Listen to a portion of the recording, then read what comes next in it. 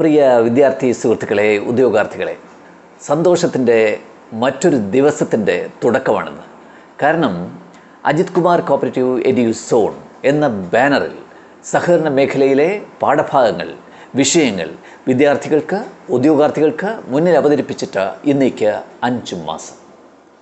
ഈ കുറഞ്ഞ കാലയളവിൽ എനിക്ക് കിട്ടിയ സഹകരണം, സപ്പോർട്ട് വളരെ വലുതാണ്. സഹകരണ വിദ്യാർത്ഥികളും ഉദ്യോഗാർത്ഥികളും സർവാത്മന ഹൃദയംഗമമായി നമ്മുടെ ഈ ചാനൽ അംഗീകരിച്ചു. വളരെ വലിയ സപ്പോർട്ടാണ് ഈ ചെറിയ കാലയളവിനുള്ളിൽ എല്ലാ വിദ്യാർത്ഥികളും എനിക്ക് നൽകിയത്. അതിൻ്റെ സന്തോഷം നിങ്ങളുമായി പങ്കുവയ്ക്കുന്നതിൽ എനിക്ക് മടിയേയില്ല. ഹാർദമായ സന്തോഷം നിങ്ങളുമായി ഈ അവസരത്തിൽ ഞാൻ ഷെയർ ചെയ്യുകയാണ്. നന്ദി, നന്ദി, നന്ദി. ഇനി വിദ്യാർത്ഥികളുടെ നിരന്തരമായ ആവശ്യം മറ്റു വിഷയങ്ങളിലേക്ക് കൂടി നമ്മൾ കടക്കണം എന്നുള്ളതാണ്. സഹകരണ ആക്ട് ആൻഡ് റൂൾസിൻ്റെ കൈപ്പേറിയ സെക്ഷൻസും റൂളുകളും നിർവചനങ്ങളും അടങ്ങുന്ന ആ പാഠഭാഗങ്ങൾ വളരെ ഹൃദ്യമായി, സരസമായി, നർമ്മത്തിൽ ചാലിച്ച് വിദ്യാർത്ഥികൾക്ക് കഥ പോലെ പകർന്നു നൽകിയത് അപ്പടി അവർ സ്വീകരിച്ച് അതിൽ കിട്ടാവുന്നുള്ള ഫുൾ മാർക്കുകൾ അവർ അഷ്വർ ചെയ്തിരിക്കുന്ന സംരംഭത്തിലാണ്, ഘട്ടത്തിലാണ്. അവർ വീണ്ടും മറ്റൊരു വിഷയം കൂടി നമ്മൾ സ്റ്റാർട്ട് ചെയ്യണം, തുടങ്ങണം എന്ന് നിരന്തരമായി എന്നോട് ആവശ്യപ്പെട്ടു. വിദ്യാർത്ഥികളുടെ ആവശ്യം തീർച്ചയായും പരിഗണിക്കുന്നൊരു അധ്യാപകൻ തന്നെയാണ്. അതുകൊണ്ട് ഞാനിപ്പോൾ സെലക്ട് ചെയ്തിരിക്കുന്ന വിഷയം കോപ്പറേഷൻ, സഹകരണം എന്നുള്ള വിഷയമാണ്. Why cooperation? നമ്മൾ നേരത്തെ ഒന്നാമത്തെ വീഡിയോയിൽ ഡിസ്കസ് ചെയ്ത കുറച്ച് കാര്യങ്ങളുണ്ട് ഇതിൻ്റെ വിഷയങ്ങൾ സംബന്ധിച്ച്. ആക്ട് ആൻഡ് റൂൾസ് ഏറ്റവും കൂടുതൽ മാർക്ക് നമുക്ക് പരീക്ഷയ്ക്ക് കിട്ടാവുന്നുള്ളൊരു മേഖലയാണ്. അതുപോലെ മറ്റു വിഷയങ്ങൾ നമ്മൾ ഡിസ്കസ് ചെയ്തു. കോപ്പറേഷൻ 2, ബാങ്കിങ് 3, പിന്നെയോ അക്കൗണ്ടൻസി ആൻഡ് ഓഡിറ്റിംഗ് ഏറ്റവും പ്രധാനപ്പെട്ട മേഖലകൾ, പിന്നെ ജനറൽ നോളജ്, ജനറൽ ഇംഗ്ലീഷ്, ഇങ്ങനെ വരുന്ന അലൈഡ് സബ്ജക്ട്സ്. ഇതൊക്കെ നമ്മൾ വിശദമായി ഒന്നാമത്തെ വീഡിയോയിൽ ഡിസ്കസ് ചെയ്തതാണ്. അപ്പോൾ എന്തുകൊണ്ട് ഇപ്പോൾ നമുക്ക് ഏറ്റവും ഫേവറേറ്റ് ആയിട്ടുള്ള അക്കൗണ്ടൻസിയും ബാങ്കിങ്ങും ഒക്കെ മാറ്റി വച്ചിട്ട് കോപ്പറേഷനിലേക്ക് നമ്മൾ കടന്നു എന്ന ചോദ്യത്തിന് ഒറ്റ ഉത്തരം എന്താണ്? ആക്ട് ആൻഡ് റൂൾസിന് ശേഷം അത് കഴിഞ്ഞാൽ ഏറ്റവും കൂടുതൽ മാർക്ക് കിട്ടാൻ സാധ്യതയുള്ള മേഖല, വിഷയം അതാണ് കോപ്പറേഷൻ. പക്ഷേ ഇത് വളരെ ഇൻട്രസ്റ്റിംഗ് ആണ്. നമ്മൾ ആക്ട് ആൻഡ് റൂൾസിനെ നർമ്മത്തിൽ ചാലിച്ച് കഥകൾ പോലെ നിങ്ങളുടെ മുന്നിൽ വിഷ്വലൈസ് ചെയ്ത് വാരി വച്ചതുപോലെ അല്ല ഈ വിഷയം. ഇത് അതിനേക്കാൾ ഇൻട്രസ്റ്റിംഗ് ആണ്. ഇത് ചരിത്രമാണ്. ഇത് സംഭവിച്ച കാര്യങ്ങൾ നിങ്ങളുടെ മുന്നിലേക്ക് കൊണ്ടുവരികയാണ്. ഈ നമ്മുടെ സംസ്ഥാനത്ത്, നമ്മുടെ രാജ്യത്ത്, ഈ ലോകത്തിൽ, നമ്മുടെ ജീവിതക്രമത്തിൽ എങ്ങനെയാണ് ഈ സഹകരണം അല്ലെങ്കിൽ കോപ്പറേഷൻ എന്ന് പറയുന്ന വിഷയം ഉത്ഭവിച്ചത്, അതിൻ്റെ ആവിർഭാവം എങ്ങനെ, അത് നമ്മുടെ ലൈഫ് സ്റ്റൈലിൽ എത്രമാത്രം ഇഴുകിച്ചേർന്നിരിക്കുന്നു, ഇത്തരം കാര്യങ്ങൾ നമ്മൾ പഠിക്കേണ്ടതല്ലേ സുഹൃത്തുക്കളെ? നമ്മൾ അറിയേണ്ടതല്ലേ സുഹൃത്തുക്കളെ? അപ്പോൾ നമ്മുടെ ജീവിതക്രമത്തിൻ്റെ ഭാഗമായി മാറിയിട്ടുള്ള ഇന്നത്തെ കാലഘട്ടത്തിൽ ഏറ്റവും സുപ്രധാനമായ ഒരു മേഖല, സമസ്ത മേഖലയും കീഴടക്കിയിരിക്കുന്നൊരു പ്രസ്ഥാനം എന്നുള്ള നിലയിൽ സഹകരണ പ്രസ്ഥാനത്തിൻ്റെ ഇന്നലകളെക്കുറിച്ചും ഇന്നത്തെ സ്ഥിതിയെക്കുറിച്ചും നാളത്തെ വിഷനെ സംബന്ധിച്ചും കൃത്യമായ കാഴ്ചപ്പാടുകൾ നമ്മുടെ ഉദ്യോഗാർത്ഥികൾക്കും വിദ്യാർത്ഥികൾക്കും ഉണ്ടായേ പറ്റും. അത് രസകരമാണ്. ആ ക്രമങ്ങൾ, ആ മാറ്റങ്ങൾ നമ്മൾ മനസ്സിലാക്കുക വളരെ രസകരമാണ്. അതുകൊണ്ട് ആക്ട് ആൻഡ് റൂൾസിനെ പോലെ ഇത് സെക്ഷൻസും റൂൾസും വച്ചിട്ട് നിങ്ങളെ പേടിപ്പിക്കുന്ന ഒരു സംവിധാനമല്ല. ഇത് തികച്ചും കഥകളാണ്. സംഭവിച്ച കാര്യങ്ങൾ കഥകളുടെ രൂപത്തിൽ നിങ്ങൾക്ക് താല്പര്യമുള്ള മട്ടിൽ നിങ്ങളിലേക്ക് എത്തിക്കുകയാണ് ഞാനിവിടെ ചെയ്യുന്നത്. അത് നിങ്ങൾക്ക് രസകരമാവും, ഉറപ്പാണ്. അപ്പോൾ ഇതിൽ കിട്ടുന്ന മാർക്ക് കൂടിയാകുമ്പോൾ ആക്ട് ആൻഡ് റൂൾസിൻ്റെ മാർക്ക് പ്ലസ് കോപ്പറേഷൻ്റെ മാർക്ക് ഏകദേശം വിജയത്തിൻ്റെ വക്കിൽ ചെന്ന് നമ്മളിങ്ങനെ എത്തി നോക്കുന്ന സ്റ്റേജിലേക്ക് എത്തും. വളരെ ക്രൂഷ്യലാണ് ഈ വിഷയം. അതുകൊണ്ട് ഈ വിഷയം സുഹൃത്തുക്കൾ 1, 2, 3 ആവർത്തി തീർച്ചയായിട്ടും നമ്മുടെ വീഡിയോസ്, കോപ്പറേഷനുമായി ബന്ധപ്പെട്ട വീഡിയോസ് കാണണം, റിപ്പീറ്റ് ചെയ്ത് വീണ്ടും കാണണം. അത്രമാത്രം മതി. നിങ്ങളുടെ മനസ്സിലേക്ക് ഇത് കയറിയിരിക്കും. അതിന് ഞാനാണ് ഗ്യാരണ്ടി. അപ്പോൾ തീർച്ചയായിട്ടും നമ്മുടെ ഈ വിഷയത്തിലേക്ക് നമുക്ക് കിടക്കാം. Okay, thank you, welcome all. Okay, നമുക്ക് ആദ്യമായിട്ട് അപ്പോൾ നോക്കേണ്ടത് എന്താണ് ഈ കൺസെപ്റ്റ് ഓഫ് കോപ്പറേഷൻ? സഹകരണം എന്ന് പറയുന്ന ആശയം, കൺസെപ്റ്റ് എന്താണ്? What is corporation? അതല്ലേ സുഹൃത്തുക്കളെ ആദ്യം നമ്മൾ മനസ്സിലാക്കേണ്ടത്. അതിനുശേഷമാണ് അതിൻ്റെ ഡെവലപ്മെൻറ്റിനെ കുറിച്ച് നമ്മൾ സംസാരിക്കുക. ഇതെന്താണ് സാധനം? ഈ സാധനം എന്താ? ഈ കോർപ്പറേഷൻ എന്ന് പറയുന്ന ഐറ്റം, സാധനം, കൺസെപ്റ്റ് എന്താണ്? What is corporation? നമ്മളൊരു കാര്യം മനസ്സിലാക്കുക. കഴിഞ്ഞ നൂറ്റാണ്ടുകളിലെ ഏറ്റവും അത്ഭുതകരമായ ഒരു എക്കണോമിക് ക്രമം അല്ലെങ്കിൽ സാമ്പത്തിക ക്രമമായിരുന്നു നമ്മുടെ സഹകരണം എന്ന് പറയുന്ന പ്രസ്ഥാനം. അതുകൊണ്ട് വലിയ എക്കണോമിസ്റ്റുകളും സഹകാരികളും പറയുന്നത് corporation is one of the economic miracles of the last centuries എന്നാണ്. കഴിഞ്ഞ നൂറ്റാണ്ടുകളിൽ സംഭവിച്ച ഏറ്റവും അത്ഭുതകരമായ ഒരു സാമ്പത്തിക അതിശയമാണ്, അത്ഭുതമാണ് നമ്മുടെ സഹകരണം എന്ന് പറയുന്ന ആ കൺസെപ്റ്റ്, ആ പ്രസ്ഥാനം. അല്ലേ? ആ വാക്ക് നിങ്ങൾ ഓർക്കൂ. എക്കണോമിക് മിറക്കിൾ അല്ലേ? സാമ്പത്തിക അത്ഭുതമാണ്. അപ്പോൾ എന്താ സാധനം? ഇത്രയും അത്ഭുതകരമായ ഒരു സംഭവം എന്താണ്? അത് നമ്മൾ കാണണ്ടേ? കാണാതെ ആക്ട് ആൻഡ് റൂൾസും അക്കൗണ്ടൻസിയും ഓഡിറ്റും മാത്രം പോയാൽ മതിയോ? അതിൻ്റെ സെൻസായിട്ടുള്ള ബേസായിട്ടുള്ള സംഗതി സഹകരണമല്ലേ? അത് നമ്മൾ നോക്കണ്ടേ?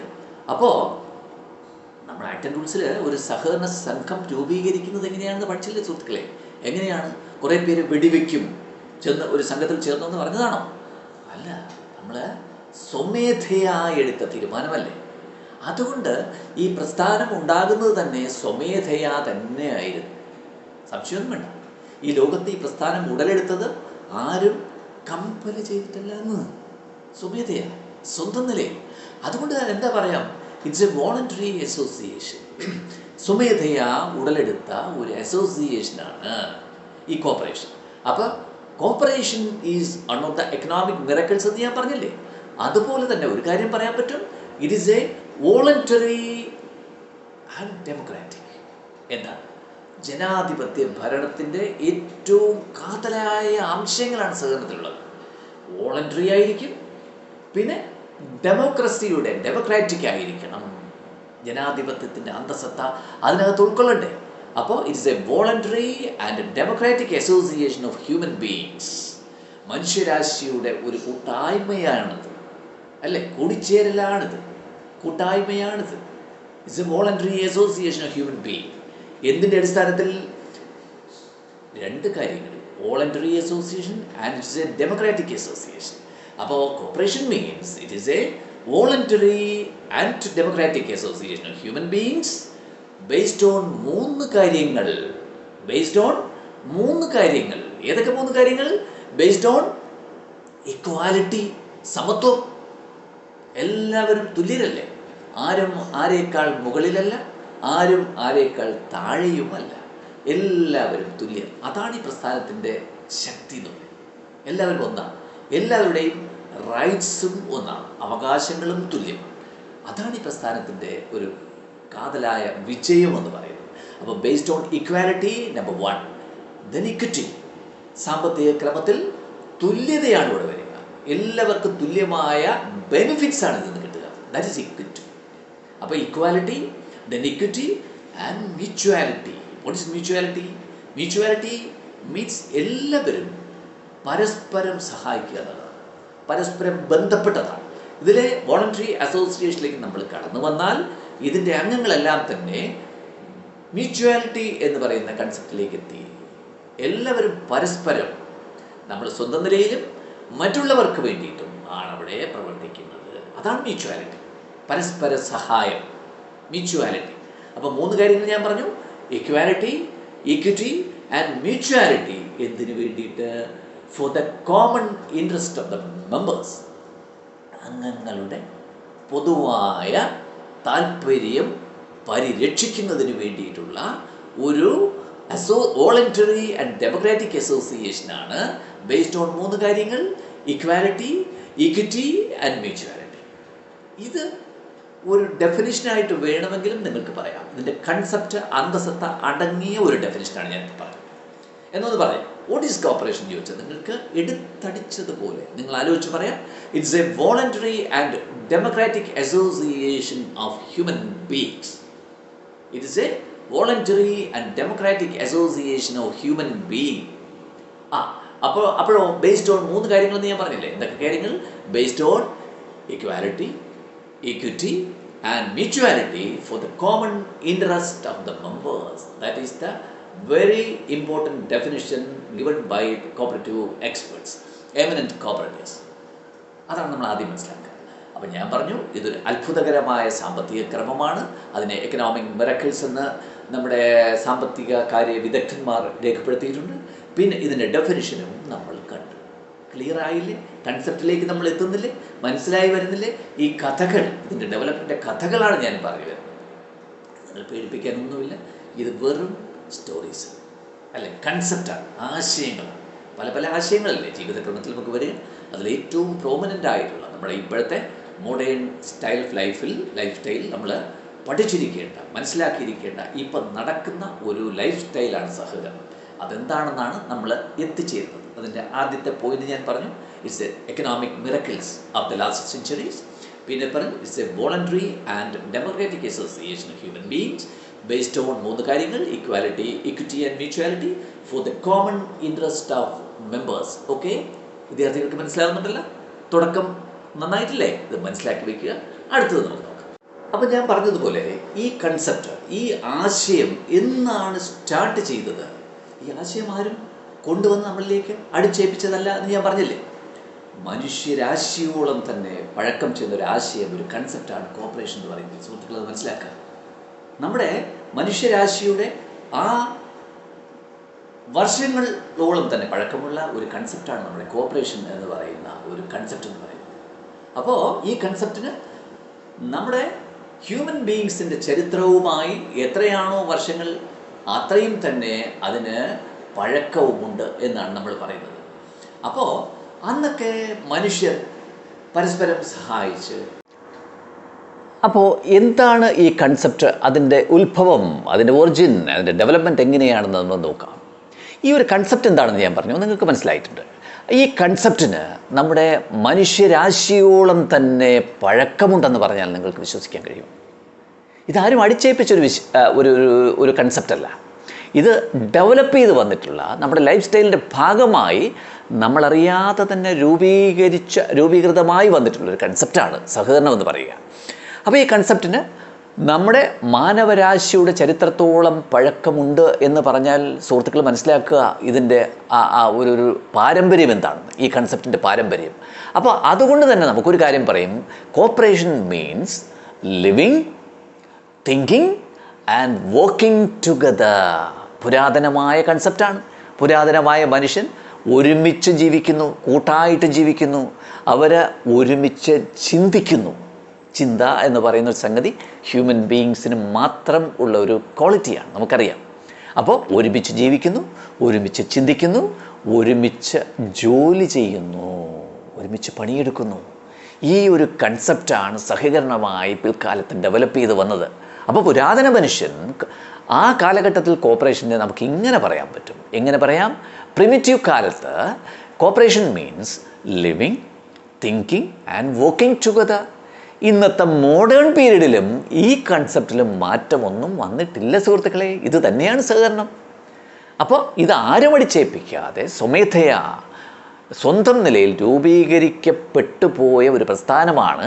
അപ്പോൾ കോർപ്പറേഷൻ എന്താണെന്ന് ചോദിച്ചാൽ നമുക്ക് ഇങ്ങനെയും പറയാം. എങ്ങനെയും പറയാം. Corporation means living, thinking and working together. It's A concept of living, thinking and working together. അങ്ങനെയും പറയാം. മനസ്സിലായില്ലേ? സുഹൃത്തുക്കളെ, പുരാതന കാലത്ത് പ്രിമിറ്റീവ് കാലഘട്ടത്തിലൊക്കെ പ്രിമിറ്റീവ് സൊസൈറ്റീസിൽ മനുഷ്യൻ്റെ നീഡ്സ്, അതിനെക്കുറിച്ച് ഒരു ബോധം നമുക്കുണ്ടോ? നമ്മളൊന്ന് ചിന്തിച്ചു നോക്കൂ. അന്നൊക്കെ പുരാതന കാലത്ത് മനുഷ്യൻ്റെ നീഡ്സ് വളരെ പരിമിതമായിരുന്നു. വളരെ വലിയ ആവശ്യങ്ങൾ, ആഗ്രഹങ്ങൾ മനുഷ്യനുണ്ടായിരുന്നില്ല. വളരെ ലിമിറ്റഡ് നീഡ്സ് മാത്രമായിരുന്നു പുരാതന മനുഷ്യനുണ്ടായിരുന്നത്, അല്ലേ? നമ്മൾ ചിന്തിക്കുക, കാലഘട്ടം ചിന്തിക്കുക. മനുഷ്യൻ്റെ ആവശ്യങ്ങൾ, മനുഷ്യൻ്റെ നീഡ്സ് വളരെ ചെറുതായിരുന്നു. അങ്ങനെയാണെങ്കിൽ ആ കാലഘട്ടത്തിൽ then man produces in accordance with his limited needs, അല്ലേ? അവൻ്റെ ചെറിയ ആഗ്രഹങ്ങൾ സംരക്ഷിക്കാൻ, സാറ്റിസ്ഫൈ ചെയ്യാൻ പറ്റുന്ന തരത്തിലുള്ള പ്രൊഡക്ഷനാണ് അന്നത്തെ കാലത്ത് അവൻ നടത്തിയിരുന്നത്. അല്ലാതെ അങ്ങനെ നോക്കുമ്പോൾ അവൻ്റെ നീഡ്സ് വെരി വെരി ലിമിറ്റഡ് ആയിരുന്നു എന്ന് കാണാം. ഇന്നോ ആവശ്യങ്ങൾ എന്താണ്? മനുഷ്യൻ്റെ മ്യൂച്വാലിറ്റി എന്ന് പറയുന്ന കൺസെപ്റ്റ് പോകാൻ തന്നെ കാരണം അതല്ലേ? സ്വാർത്ഥത, സെൽഫിഷ്നെസ്, അത് കൂടിക്കൂടി പരസ്പരം സഹകരണമില്ലാതെ ലാഭേച്ഛയോടുകൂടി പ്രവർത്തിക്കുമ്പോഴാണ് നമുക്ക് മനുഷ്യത്വം നശിക്കുക. അത് ഈ കൺസെപ്റ്റിൻ്റെ ഓപ്പോസിറ്റുമാണ്.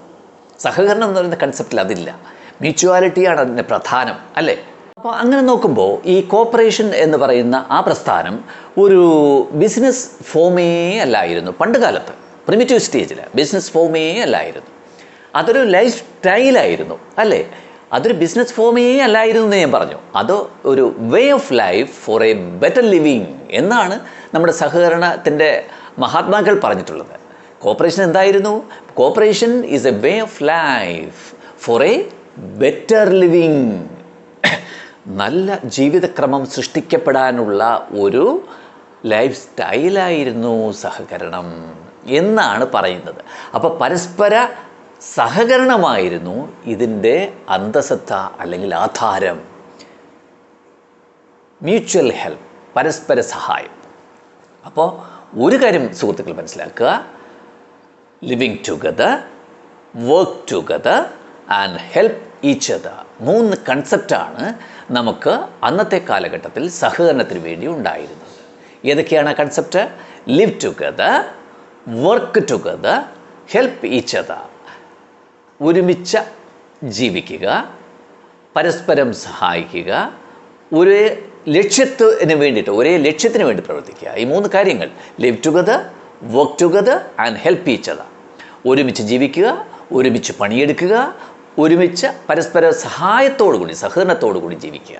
3 കാര്യങ്ങളാണ് ഇതിൻ്റെ അന്തസത്തയായിട്ട് നമുക്ക് പറയാൻ വേണ്ടി കഴിയുക. ഇതാണ് പ്രിമിറ്റീവ് സ്റ്റേജിൽ ഉള്ള മനുഷ്യൻ്റെ നീഡും ഇപ്പോഴത്തെ ആധുനിക മനുഷ്യൻ്റെ ഒടുങ്ങാത്ത താല്പര്യങ്ങളും നീഡും തമ്മിലുള്ള വ്യത്യാസം. അത് നമ്മളിനി കാണും, അതിനി നമുക്ക് കാണും. ഇപ്പോൾ താല്പര്യങ്ങൾ അല്ലെങ്കിൽ നീഡ് എന്താണെന്ന് ഞാൻ പറയാതെ തന്നെ സുഹൃത്തുക്കൾക്ക് അറിയില്ലേ? ലക്ഷ്യങ്ങൾ നമ്മുടെ കൈവിട്ടു പോയിട്ടില്ലേ? ലക്ഷ്യങ്ങൾ, പണ്ടത്തെ ലക്ഷ്യം എന്താണ്? ലിമിറ്റഡ് അല്ലേ? അതുമായി കമ്പയർ ചെയ്യുമ്പോൾ ഇപ്പോഴത്തെ നീഡ് എന്താണ് മനുഷ്യൻ്റെ? അത് നമ്മൾ പറയണ്ട, വെറുതെ ഇരിക്കുമ്പോൾ ചിന്തിച്ച് നോക്ക്, അല്ലേ? അങ്ങനെ പോവും. അതാണ് ഇന്നത്തെ ലോകക്രമം നശിക്കാനുള്ള ഒരു പ്രധാന കാരണമായിട്ടും നമ്മുടെ ചിന്തകർ പറഞ്ഞു വച്ചിരിക്കുന്നത്. അതിലേക്ക് നമുക്ക് പിന്നീട് വരാം. അപ്പോൾ ഇതാണ് അതിൻ്റെ ബേസിക് കൺസെപ്റ്റ് എന്ന് പറയുന്നത്. ഇത് മനസ്സിലായിട്ടുണ്ടല്ലോ. നമ്മുടെ ഇന്ത്യയെ സംബന്ധിച്ച് നമ്മൾ പറഞ്ഞാൽ ഈ പ്രസ്ഥാനവുമായി കണക്ട് ചെയ്ത് ചിന്തിക്കുമ്പോൾ നമുക്കൊരു കാര്യം പറയാം. നമ്മുടെ പുരാതന കാലത്തുള്ള മുൻകാലങ്ങളിലുള്ള, വളരെ പണ്ടൊന്നുമല്ല, ജോയിൻറ്റ് ഫാമിലി സിസ്റ്റം നമ്മുടെ സമൂഹത്തിൽ കൃത്യമായിട്ടുണ്ടായിരുന്നു. സുഹൃത്തുക്കൾ പലതിനും വായിച്ചിരിക്കും. ഇന്നത്തെ ലേറ്റസ്റ്റ് ആയിട്ടുള്ള സുഹൃത്തുക്കൾക്ക്, വിദ്യാർത്ഥികൾക്ക് അറിയണമെന്നില്ല. ജോയിൻറ്റ് ഫാമിലി സിസ്റ്റം വളരെ റീസെൻ്റായിട്ട് ഉള്ള നാളുകളിൽ വരെ, നമുക്കൊക്കെ പരിചയമുള്ള നാളുകളിൽ വരെ ഉണ്ടായിരുന്ന ഒരു സിസ്റ്റമാണ് ജോയിൻറ്റ് ഫാമിലി സിസ്റ്റം, പ്രത്യേകിച്ച് കേരളത്തിലും, അല്ല, ഒരു കൂട്ടുകുടുംബ സമ്പ്രദായം എന്ന് വേണമെങ്കിൽ പറയാം. അച്ഛൻ, അമ്മ, അപ്പൂപ്പൻ, അമ്മുമ്മ, അവരുടെ ഇളം തലമുറക്കാർ, ഇങ്ങനെ ഒരു വീട്ടിലൊരു 50ഓളം 60ഓളം അംഗങ്ങൾ അടങ്ങിയ ഒരു ബൃഹത്തായ ഒരു കുടുംബമായിരിക്കും കൂട്ടുകുടുംബ സംവിധാനം. അപ്പം ജോയിൻറ്റ് ഫാമിലി സിസ്റ്റം അതിൻ്റെ ബേസ് എന്ന് പറയുന്നത് തന്നെ ഒറ്റ വാക്കിൽ നമുക്ക് പറയാം, പരസ്പര സഹായമല്ലേ, വർക്കിംഗ് ടുഗദർ അല്ലേ? അപ്പോൾ സഹകരണ പ്രസ്ഥാനത്തിൻ്റെ ബേസ് അവിടേക്കാണ് കിടക്കുന്നത്, നമ്മൾ മനസ്സിലാക്കുക, ജോയിൻറ്റ് ഫാമിലി സിസ്റ്റം. അതുപോലെ തന്നെ നമുക്ക് സർക്കാർ തലത്തിൽ ചിന്തിച്ചാൽ പഞ്ചായത്ത് രാജ് സിസ്റ്റം എന്ന് പറയുന്ന സിസ്റ്റം, അതൊക്കെ ഇതിൻ്റെ ആശയങ്ങൾ ഉൾക്കൊണ്ടുകൊണ്ട് എടുത്തിട്ടുള്ള സംഗതിയാണ്. പഞ്ചായത്ത് രാജ് സിസ്റ്റം മ്യൂച്വൽ ഹെൽപ്പിലൂടെയല്ലേ? അത് നമ്മുടെ ഇന്ത്യ രാജ്യം നടപ്പിലാക്കിയിട്ടില്ലേ? അതൊക്കെ ഇതിൻ്റെ ആശയങ്ങളിൽ നിന്നും ഉത്ഭവിച്ച് വന്നിട്ടുള്ള, പിന്നീട് വന്നിട്ടുള്ള പ്രസ്ഥാനങ്ങളാണ്, ആ സിസ്റ്റങ്ങളാണ്. ഇതിൻ്റെയൊക്കെ അടുത്ത സ്റ്റേജായിട്ട് ഇന്ത്യയിൽ തന്നെ നമ്മൾ കണ്ടിട്ടുള്ള സഹകരണ പ്രസ്ഥാനത്തിൻ്റെ വളർച്ചയുടെ പടവുകളാണ് ഞാൻ ഈ സംസാരിക്കുന്നത്. പിന്നീട് നമ്മൾ കണ്ടിട്ടുണ്ട് നമ്മുടെ ഈ 5 ഇയർ പ്ലാൻ, പഞ്ചവത്സര പദ്ധതികളിലൂടെ നടപ്പിലാക്കിയിട്ടുണ്ട് ഇന്ത്യൻ. അത് ഹിസ്റ്ററി പഠിച്ച സുഹൃത്തുക്കൾക്കറിയാം. നമ്മൾ ഈ രാജ്യത്ത് നടപ്പിലാക്കിയ പഞ്ചവത്സര പദ്ധതികൾ, 5 ഇയർ പ്ലാൻസിൻ്റെയൊക്കെ ബേസ് എന്ന് പറയുന്നത് ഈ പ്രസ്ഥാനത്തിൻ്റെ അന്തസത്തയാണ്, സഹകരണ പ്രസ്ഥാനത്തിൻ്റെ അന്തസത്തയാണ്.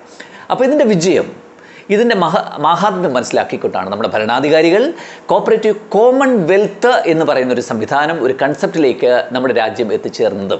അപ്പോൾ 5 ഇയർ പ്ലാനും കോപ്പറേറ്റീവ് കോമൺവെൽത്തും ഒക്കെ ഇന്ത്യയെ സംബന്ധിച്ച് പറഞ്ഞാൽ ഈ സഹകരണ പ്രസ്ഥാനത്തിൻ്റെ വിജയത്തിൻ്റെ നാഴികക്കല്ലുകൾ ആയിരുന്നു എന്ന് നമുക്ക് പറയാൻ വേണ്ടി കഴിയും.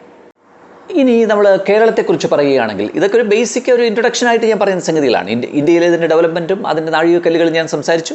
അതുപോലെ തന്നെ കേരളത്തെ സംബന്ധിച്ച് പറഞ്ഞാൽ സഹകരണ പ്രസ്ഥാനം കടന്നു ചെല്ലാത്ത മേഖലകളിലെ സുഹൃത്തുക്കളെ, സമസ്ത മേഖലകളിലും നമ്മുടെ സഹകരണ പ്രസ്ഥാനം പടർന്ന് പന്തലിച്ച് നിൽക്കുകയാണ്. നിങ്ങൾ ആലോചിച്ച് നോക്കൂ, ഇതാരും പഠിപ്പിക്കുന്നൊന്നുമല്ല. നിങ്ങൾ ചിന്തിക്കൂ, ചുറ്റുവട്ടത്തെ കണ്ണോടിച്ച് നോക്കൂ, നിങ്ങൾക്ക് കാണാൻ വേണ്ടി കഴിയും. എന്തുകൊണ്ടാണ് ഈ പ്രസ്ഥാനം ഇത്രയും ജനകീയമായിട്ട് ഫ്ലറിഷ് ചെയ്തിട്ട് നമ്മുടെ ചുറ്റും ഇങ്ങനെ വളർന്ന് പന്തലിച്ച് വരുന്നത്? നിങ്ങൾ ചിന്തിച്ചിട്ടുണ്ടോ? ഇല്ലെങ്കിൽ ഇപ്പം ചിന്തിക്കുക.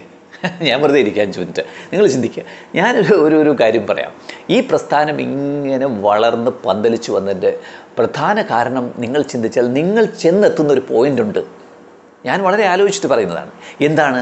നമ്മുടെ സ്വകാര്യ കുത്തകകളുടെ ചൂഷണത്തിൽ നിന്നും നമ്മുടെ സാധാരണ ജനങ്ങളെ, നമ്മുടെ സമൂഹത്തിനെ രക്ഷിക്കുക.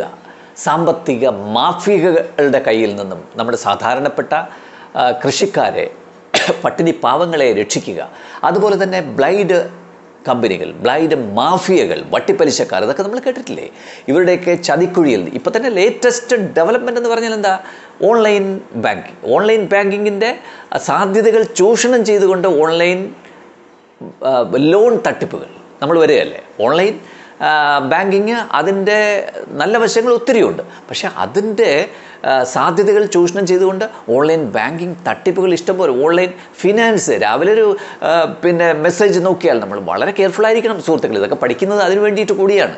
രാവിലെ നമ്മുടെ മൊബൈൽ ഫോൺ നോക്കുമ്പോൾ അതിനകത്ത് മെസ്സേജ് എന്താണ്?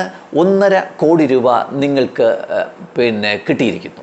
നിങ്ങളുടെ ഫോൺ നമ്പറുമായി കമ്പയർ ചെയ്ത് നിങ്ങൾക്കാണ് ഈ വർഷത്തെ ആ ബെനിഫിറ്റ്. അതിനുവേണ്ടി നിങ്ങളുടെ അക്കൗണ്ട് നമ്പർ അയച്ചു തരൂ.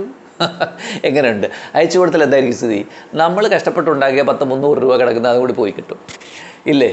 അപ്പോൾ ഇതുപോലുള്ള തട്ടിപ്പ്. പിന്നെ ലോൺ ആപ്പുകൾ നമ്മൾ കണ്ടിട്ടില്ലേ? ലോൺ ആപ്പുകൾ ഇഷ്ടമാതിരി ലോൺ ആപ്പുകൾ ഇൻസ്റ്റൻറ്റ് മണി തരാമെന്ന് പറഞ്ഞിട്ട് നമ്മളെ പ്രലോഭിപ്പിച്ച് നമ്മളെ ആ ചതിക്കുഴിയിൽപ്പെടുത്തിയതിന് ശേഷം നമ്മളെ ബ്ലാക്ക് മെയിൽ ചെയ്ത് ലക്ഷ്യങ്ങൾ തട്ടിക്കുന്ന ഒരു സംവിധാനത്തിലേക്ക് പോയിട്ടുണ്ട്.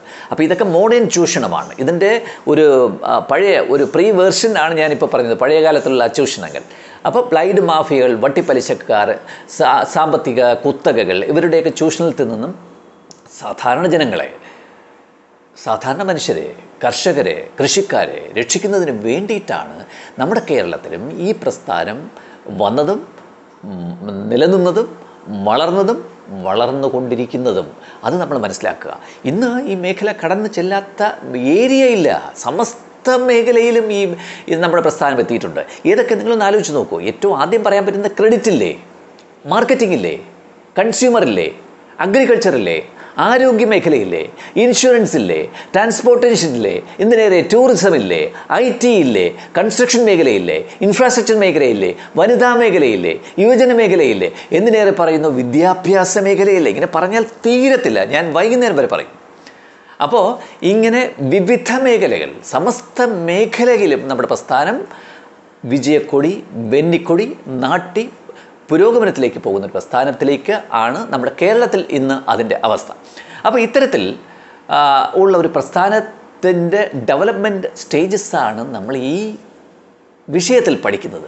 അത് പഠിക്കേണ്ട സുഹൃത്തുക്കളെ, അതല്ലേ പ്രധാനം, ഏറ്റവും പ്രധാനം അതല്ലേ. ഈ മേഖല എന്താണെന്നും ഇതിൻ്റെ സാധ്യത എന്താണെന്നും നോക്കുന്നത് ആണ് ഇതിൻ്റെ പ്രധാനം. പക്ഷെ നമ്മളെ സംബന്ധിച്ച് പ്രധാനം ഇങ്ങനെ നോക്കുമ്പോൾ വീണ് കിട്ടുന്ന ചില ജെംസ്, ചില ചോദ്യങ്ങൾ, അത് നമ്മൾ പഠിച്ച് ഓർമ്മിച്ച് വെച്ച് പരീക്ഷയ്ക്ക് എഴുതി ഫുൾ മാർക്ക് വാങ്ങി ജോലി കിട്ടണം. അതിലേക്കാണ് ഈ സന്തോഷകരമായ പഠനവും അതുപോലെ തന്നെ നമ്മുടെ അറിവും സമന്വയിപ്പിച്ചുകൊണ്ട് നമ്മൾ മുന്നോട്ട് പോകുന്ന സുഹൃത്തുക്കളെ. പ്രിയ വിദ്യാർത്ഥികളെ, സഹകരണം എന്ന് പറയുന്ന വിഷയത്തിൻ്റെ പ്രസക്തി എന്താണ്, അതിൻ്റെ ഒറിജിൻ എന്താണ്, അതിൻ്റെ കൺസെപ്റ്റ് എന്താണ് എന്ന ഒരു ഇൻട്രൊഡക്ടറി കൺസെപ്റ്റ് അല്ലെങ്കിൽ ഒരു ഡിസ്കഷനാണ് ഇന്നത്തെ ഈ വീഡിയോയിൽ നമ്മൾ ഡിസ്കസ് ചെയ്തിട്ടുള്ളത്, ഷെയർ ചെയ്തിട്ടുള്ളത്.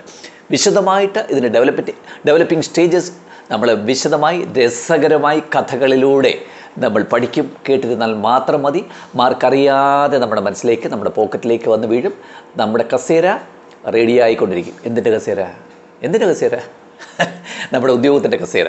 അതാണ് നമ്മൾ ഈ പഠനത്തിൻ്റെ ഒരു പ്രത്യേകത എന്ന് പറയുന്നത്. അപ്പോൾ എന്തായാലും ഈ ഇന്നത്തെ തുടക്കം നിങ്ങൾക്ക് വളരെ ഇഷ്ടപ്പെട്ടു എന്ന് ഞാൻ ധരിക്കുകയാണ്. നിങ്ങൾ എപ്പോഴും ഞാൻ പറയുന്നത് പോലെ നമ്മുടെ Ajith Kumar cooperative edu zone എന്ന് പറയുന്ന ഈ ചാനൽ നിങ്ങൾ ആരെങ്കിലും സബ്സ്ക്രൈബ് ചെയ്യാൻ അവശേഷിക്കുന്നുണ്ടെങ്കിൽ ഇപ്പോൾ തന്നെ സബ്സ്ക്രൈബ് ചെയ്യുക. നമുക്കൊരുമിച്ച് മുന്നേറാം. വിജയം സുനിശ്ചിതമാണ് സുഹൃത്തുക്കളെ, യാതൊരു സംശയവും അക്കാര്യത്തിൽ വേണ്ട. നമുക്ക് ഇതിൻ്റെ ഇൻട്രൊഡക്ഷൻ വളരെ രസകരമായി നിങ്ങൾക്ക് മനസ്സിലാക്കാൻ സാധിച്ചു എന്ന് ഞാൻ വിശ്വസിക്കുകയാണ്.